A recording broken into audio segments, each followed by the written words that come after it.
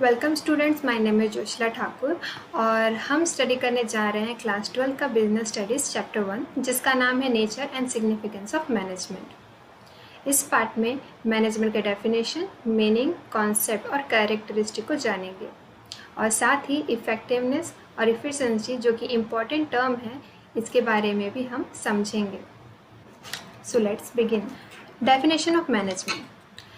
Kirtner के according management is the process of working with through others to effectively achieve the organisational objective by efficiently using limited resource in the changing environment. Kirtner कहते हैं कि management एक ऐसा process है जिसमें दूसरों के साथ और उनके द्वारा वर्क किया जाता है ताकि इफेक्टिवली ऑर्गेनाइजेशन के ऑब्जेक्टिव को लिमिटेड रिसोर्स यूज़ करते हुए उसे इस चेंजिंग एनवायरनमेंट में पूरा करें। स्टूडेंट्स, मैनेजमेंट की ज़रूरत सब टाइप के ऑर्गेनाइजेशन में होता है। क्वालिटी ऑफ मैनेजमेंट ही ऑर्गेनाइजेशन को टॉप लेवल तक पहुंचाता है। कॉन्सेप्ट की अगर बात करें तो मैनेजमेंट एक बहुत ही पॉपुलर टर्म है जिसका यूज़ एक्सटेंसिवली सभी टाइप की एक्टिविटीज़ में होता है और ख़ास तौर पर कोई भी इंटरप्राइजेज में डिफरेंट एक्टिविटी को करने के लिए किया जाता है। मैनेजमेंट एक एक्टिविटी है जो ज़रूरी है जहाँ ग्रुप ऑफ वर्किंग पीपल होते हैं ऑर्गेनाइजेशन में। ऑर्गेनाइजेशन में जो पीपल होते हैं डिफरेंट टास्क करते हैं पर ये लोग वर्क सेम गोल को अचीव करने के लिए करते हैं। देयरफॉर मैनेजमेंट को ये देखना होता है कि टास्क कंप्लीट हो और गोल अचीव किया गया हो। That is effectiveness with least amount of resource at a minimum cost, that is efficiency.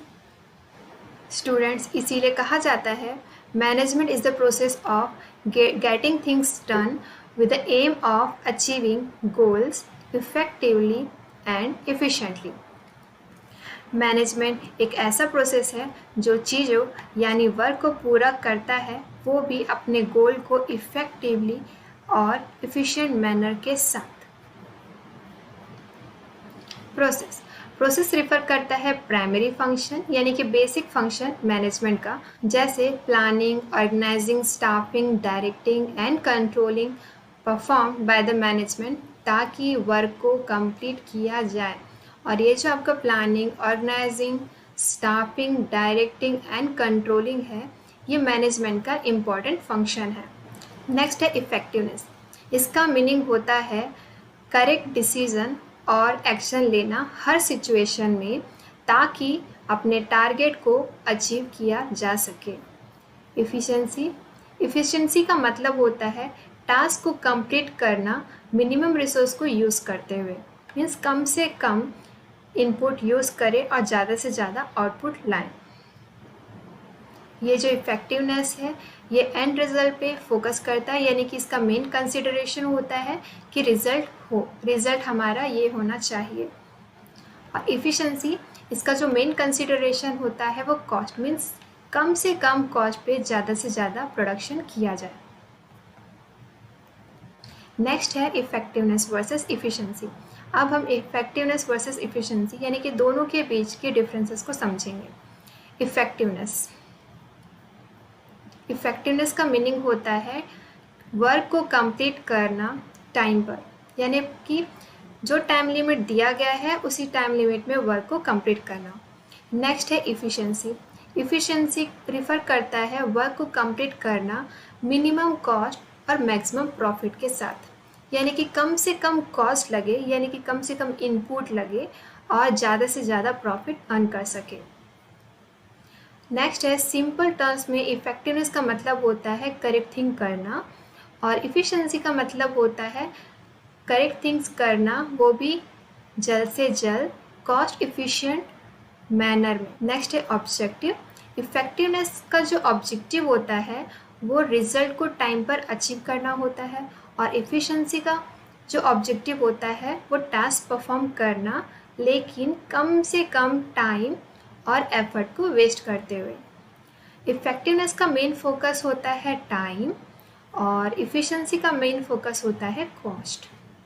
अब इफ़ेक्टिवनेस और इफ़िशिएंसी को एक केस स्टडी की मदद से समझेंगे।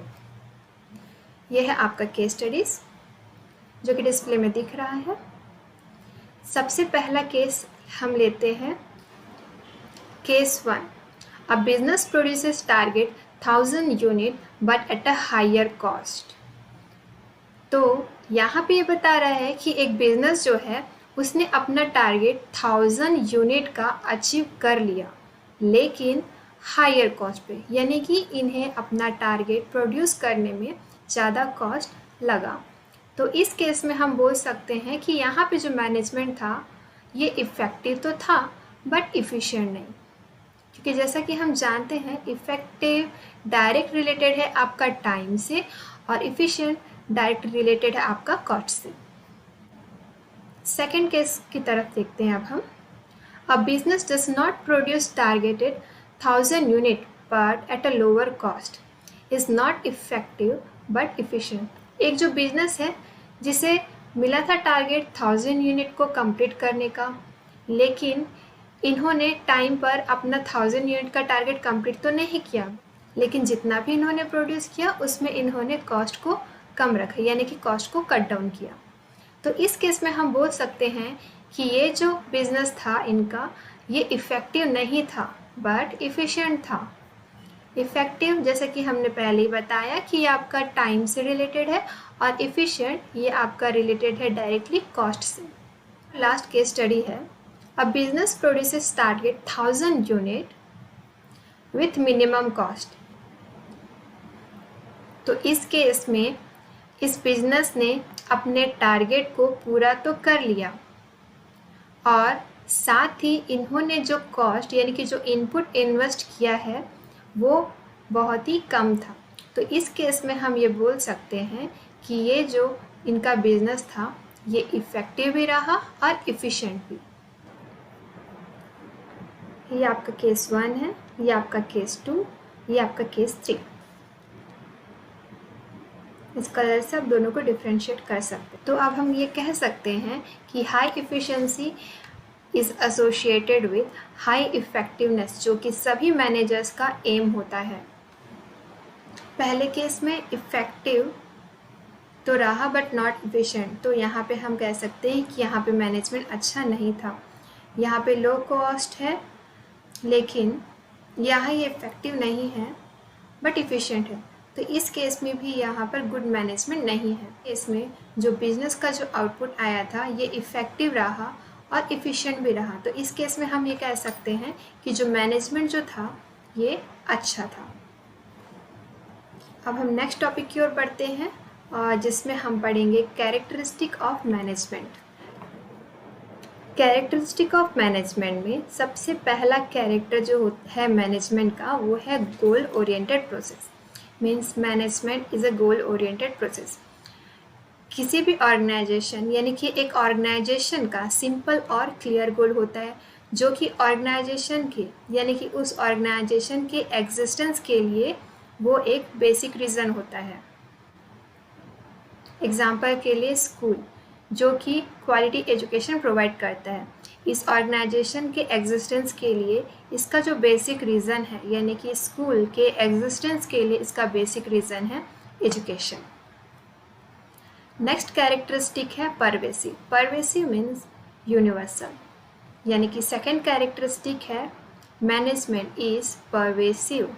मैनेजमेंट सभी ऑर्गेनाइजेशन में कॉमन होता है, चाहे वो इकोनॉमी फील्ड में हो, सोशल फील्ड में हो या पॉलिटिकल फील्ड में हो, प्राइवेट हो या कुछ भी, चाहे वो घर में भी क्यों ना हो। मैनेजमेंट हर जगह एग्जिस्ट करता है, इवन हमारे टाइम मैनेजमेंट में भी, एजुकेशन में भी। एग्जाम्पल के लिए मैनेजमेंट को हम गवर्नमेंट कंपनी में, स्कूल में, प्राइवेट कंपनी या फिर एनजीओ में देख सकते हैं। नेक्स्ट कैरेक्टरिस्टिक है multi dimensional. Management is multi dimensional. Management एक कॉम्प्लेक्स एक्टिविटी है जिसके 3 डायमेंशन होते हैं।